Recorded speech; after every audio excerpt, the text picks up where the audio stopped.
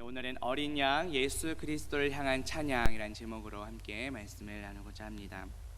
요한계시록 5장은 봉인된 두루마리, 즉 봉인된 책과 어린 양에 대한 환상입니다. 예수 그리스도가 이 봉인된 책을 펼칠 유일한 자로 지목이 되었습니다.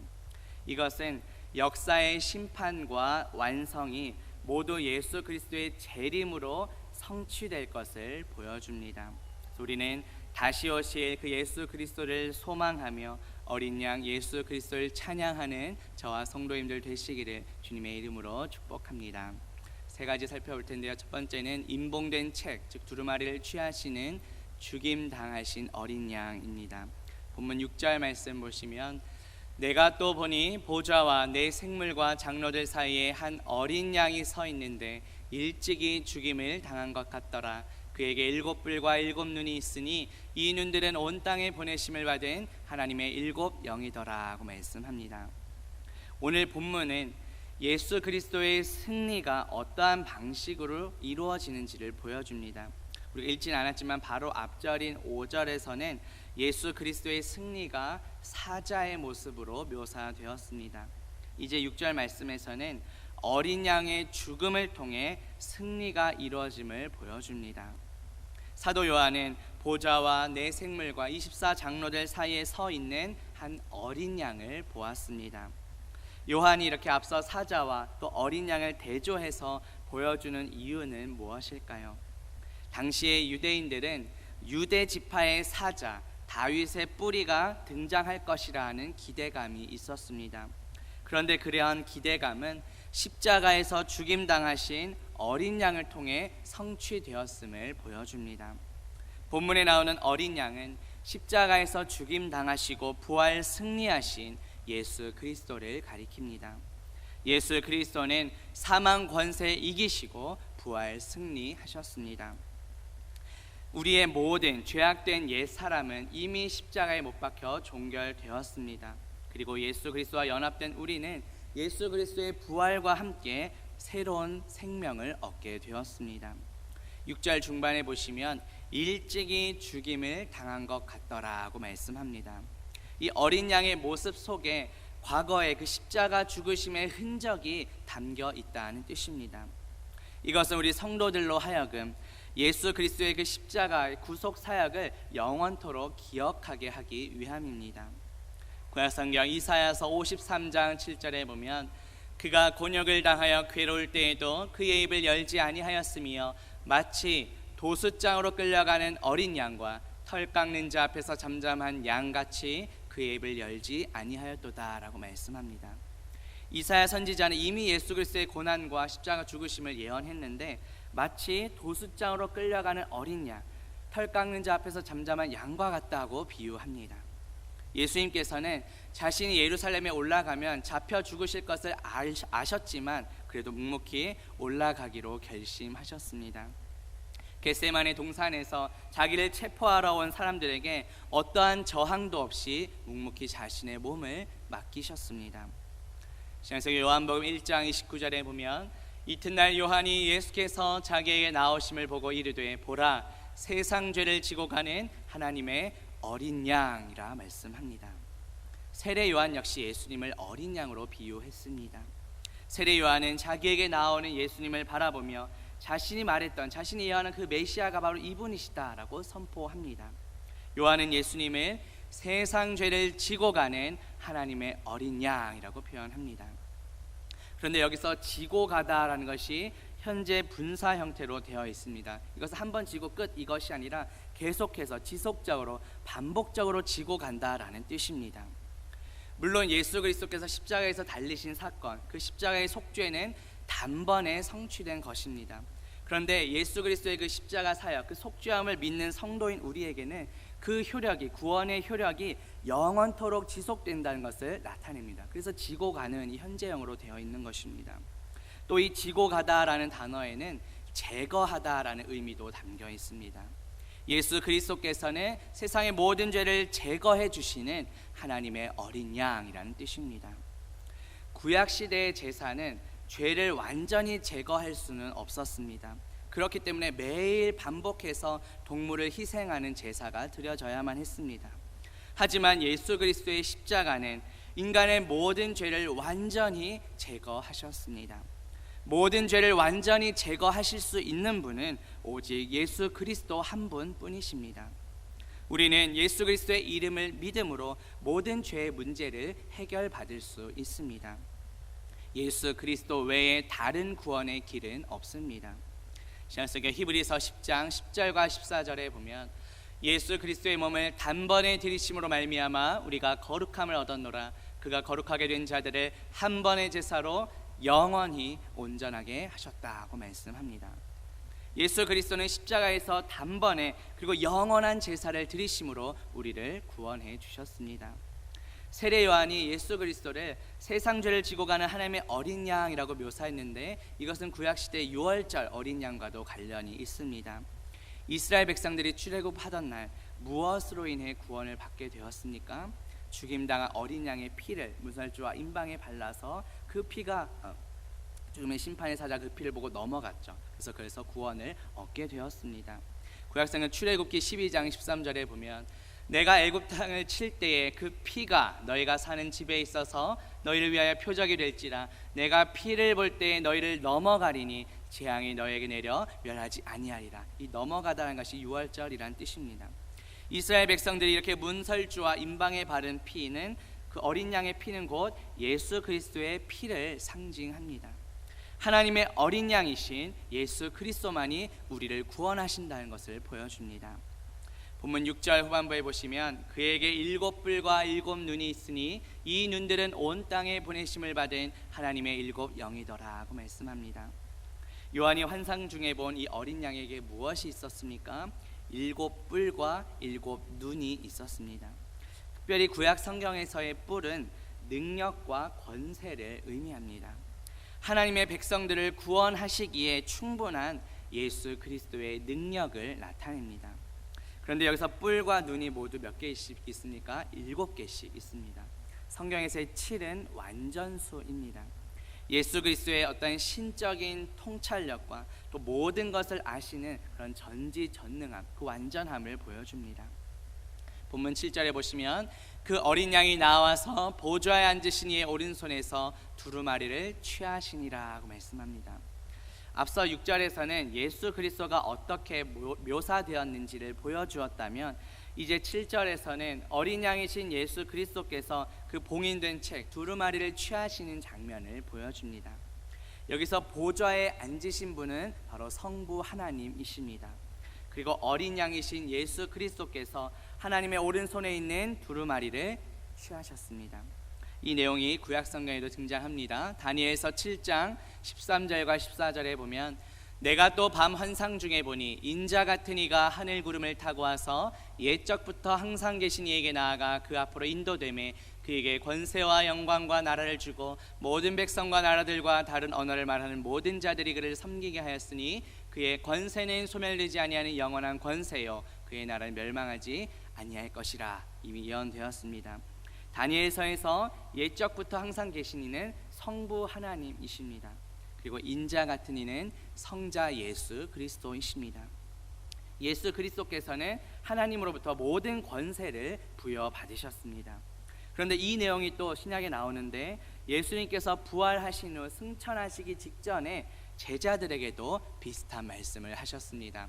마태복음 28장 18절에 보면 예수께서 나와 말씀하여 이르시되 하늘과 땅의 모든 권세를 내게 주셨으니 모든 권세를 부여받으셨음을 예수님이 제자들에게 말씀하셨습니다.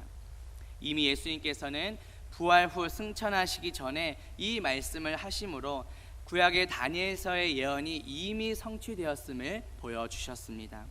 그리고 이제 오늘 우리가 살펴본 요한계시록 본문은 이미 이렇게 모든 권세를 갖고 계신 분이신데 그 종말의 때에 이 구약의 말씀 예언이 완전히 성취될 것이라는 것을 보여주는 것입니다.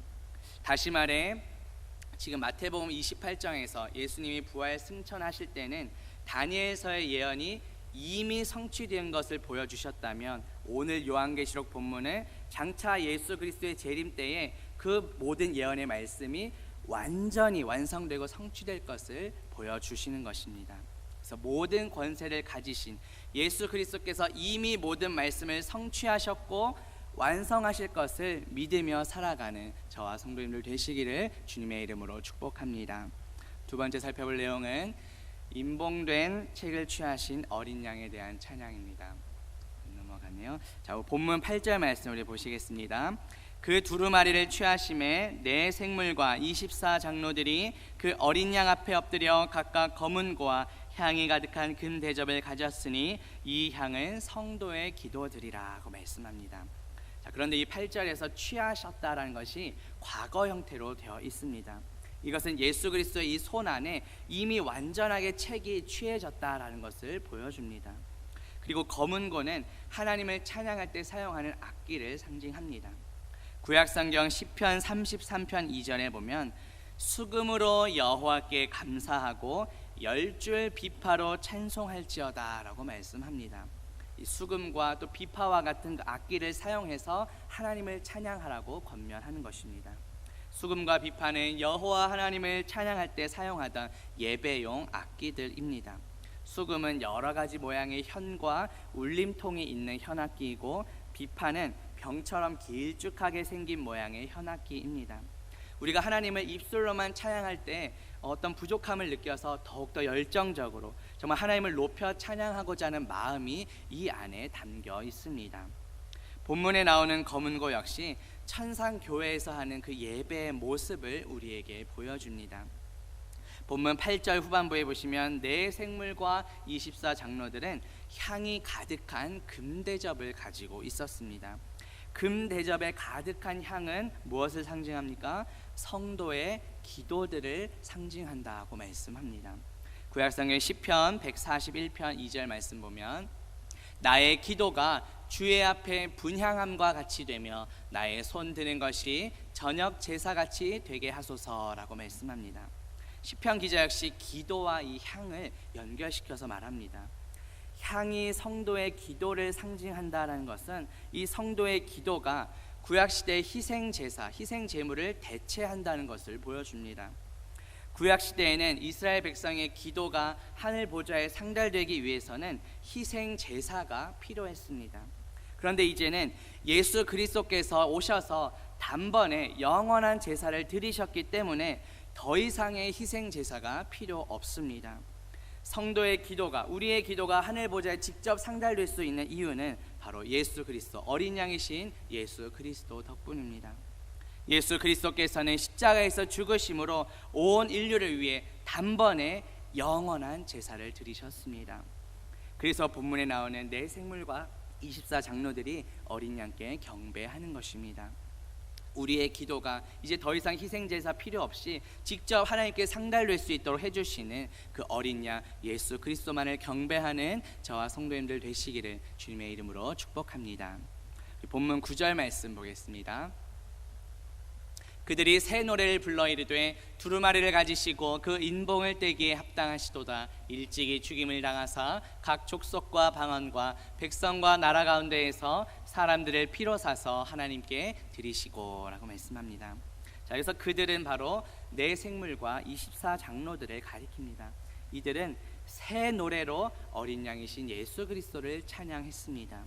근데 여기서 새롭다는 것은 단순히 어떤 시간적으로 최근의 것이 아니라 완전히 질적으로 새로운 것을 의미합니다. 예수 그리스도의 구원의 은혜로 거듭난 새롭게 태어난 성도들이 부르는 찬양을 가리킵니다. 어린 양 예수 그리스도는 우리의 찬양, 찬송을 받기에 합당하신 분이십니다. 예수 그리스도께서 그 인봉된 두루마리, 그 책을 떼시기에 합당하신 이유가 또 무엇입니까? 일찍이 죽임을 당하셨기 때문입니다.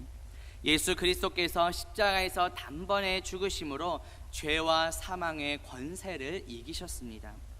예수 그리스도께서 죽임을 당하셨다 하는 이 역사적인 사실이 바로 인봉된 책을 떼기에 합당한 이유가 됩니다.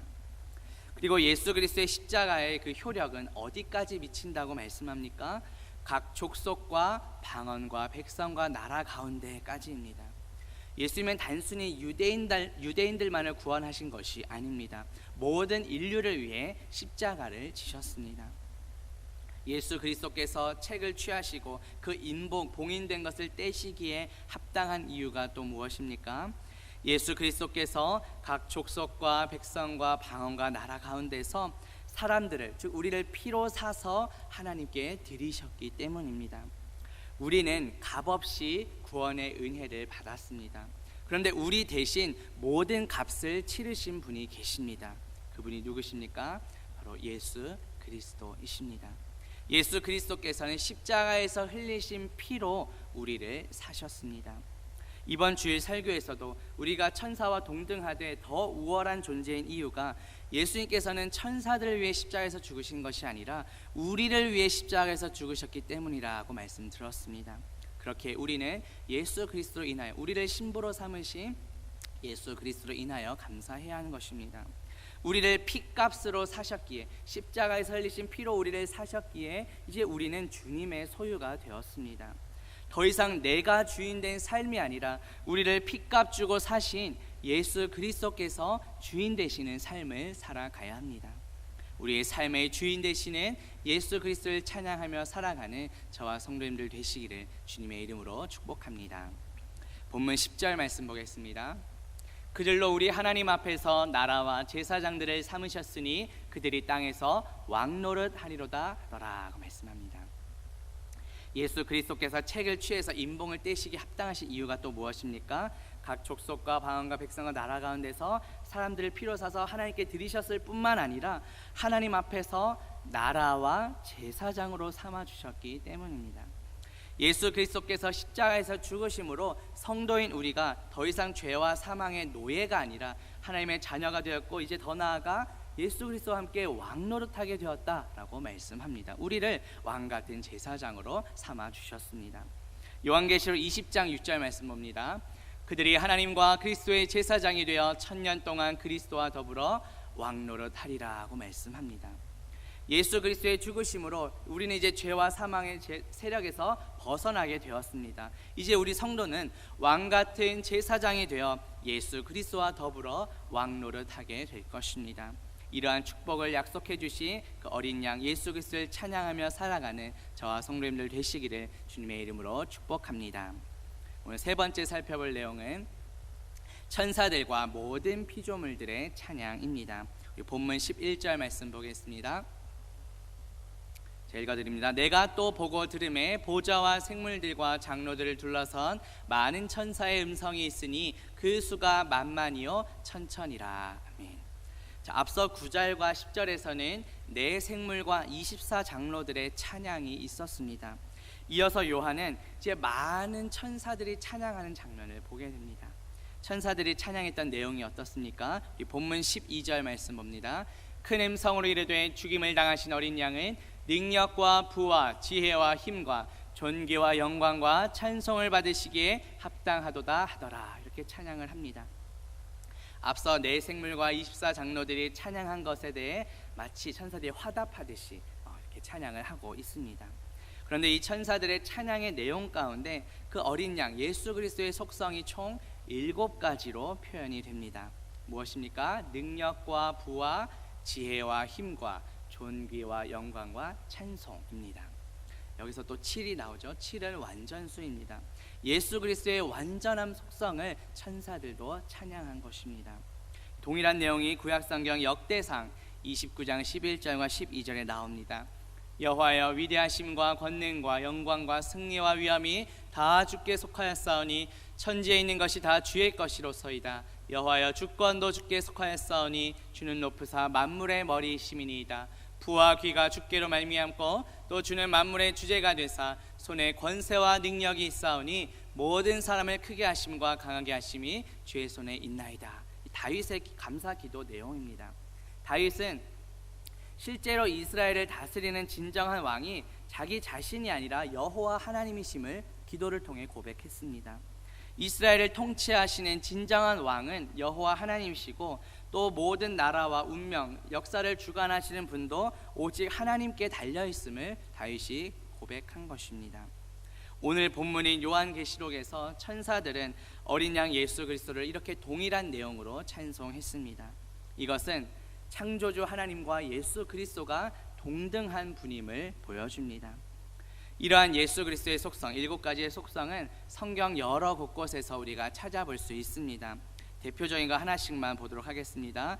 먼저 능력, 예수 그리스도의 신적인 권능을 나타내는 능력은 고린도전서 1장 24절에 나옵니다.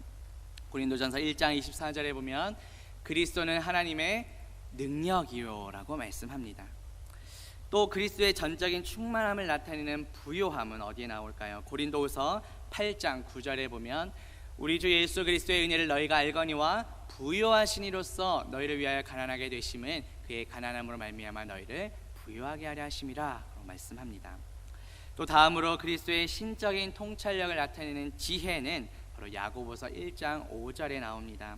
너희 중에 누구든지 지혜가 부족하거든 모든 사람에게 후히 주시고 꾸짖지 아니하시는 하나님께 구하라 그리하면 주시리라고 말씀합니다. 또 다음 속성인 그리스도의 능력이 외부로 표출되는 힘은 바로 에베소서 6장 10절에 나옵니다. 너희가 주 안에서와 그 힘의 능력으로 강건하여지고. 다음 속성 만왕의 왕으로서 그리스도의 위엄을 나타내는 존귀는 히브리서 2장 9절에 나타납니다. 존귀로 관을 쓰신 예수를 보니. 다음 속성이요 창조주로서의 무한한 영광은 바로 요한복음 1장 14절에 나타납니다. 말씀이 육신이 되어 우리 가운데 거하심에 우리가 그의 영광을 보니 아버지의 독생자의 영광이요 라고 말씀합니다. 마지막 7번째 속성인 찬송은요 마가복음 11장 9절에 나옵니다. 호산나 찬송하리로다 주의 이름으로 오시는 이여.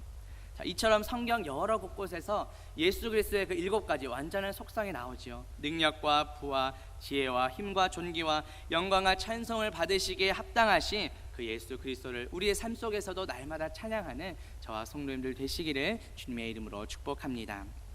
오늘 본문 13절 말씀 보겠습니다. 내가 또 들으니 하늘 위에와 땅 위에와 땅 아래와 바다 위에와 또 그 가운데 모든 피조물이 이르되 보좌에 앉으시니와 어린 양에게 찬송과 존귀와 영광과 권능을 세세토록 돌릴지어다 하니 라고 말씀합니다. 지금 찬양을 부르고 있는 주체가 누구입니까? 모든 피조물입니다. 사실 이 모든 피조물, 우리가 살아가는 이 자연 만물은 아담의 그 타락 때문에 함께 저주를 받았었습니다. 그 내용이 구약성경 창세기 3장 17절에 나옵니다. 아담에게 이르시되 내가 내 아내의 말을 듣고 내가 네게 먹지 말라 한 나무의 열매를 먹었은즉 땅은 너로 말미암아 저주를 받고 너는 내 평생에 수고하여야 그 솟을 먹으리라 말씀합니다. 단순히 아담과 하와만 저주받고 타락한 것이 아니라 아담과 하와의 불순종 때문에 우리가 살아가는 땅 역시 이미 저주를 받은 상태입니다. 그런데 이제 모든 피조물들이 보좌에 앉으신 성부 하나님과 어린 양 예수 그리스도를 함께 찬양할 것이라고 오늘 본문이 말씀합니다. 모든 피조물들은 인간이 구속함을 받을 때 함께 회복된다는 뜻입니다. 신약성경 로마서 8장 21절 봅니다.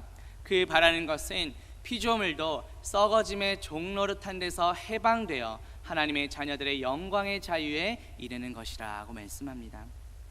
피조물이 썩어짐의 그 종노릇한 데서 해방된다라는 것은 종말의 때 예수 그리스도에 의해 이 모든 것이 이루어진다는 것을 보여줍니다. 우리 예수 그리스도께서는 모든 만물을 새롭게 하십니다. 구약성경 이사야서 65장 17절에 보면 보라 내가 새 하늘과 새 땅을 창조하나니 이전 것은 기억되거나 마음에 생각나지 아니할 것이라 고 말씀합니다. 아담의 타락 이후 이 세상에 죄가 들어와서 오염되고 저주받았지만 지금 이 세상과는 전혀 다른 차원의 새 하늘과 새 땅을 창조하시겠다고 말씀하십니다.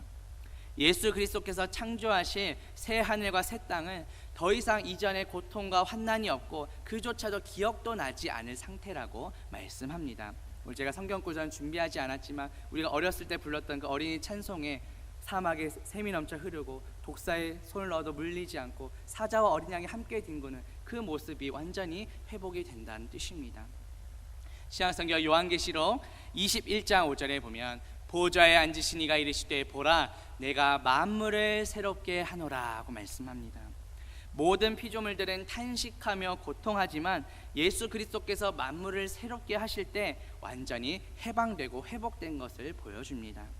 하나님께서 창조하실 때 그 본래의 모습으로 회복되고 하나님의 자녀들이 얻게 될 그 영광의 자유에 이르게 될 것이라고 말씀합니다. 하나님의 자녀들이 누리게 될 그 영광의 자유는 이 세상의 죄와 사망에서 완전히 해방되는, 완전히 자유롭게 되는 상태입니다.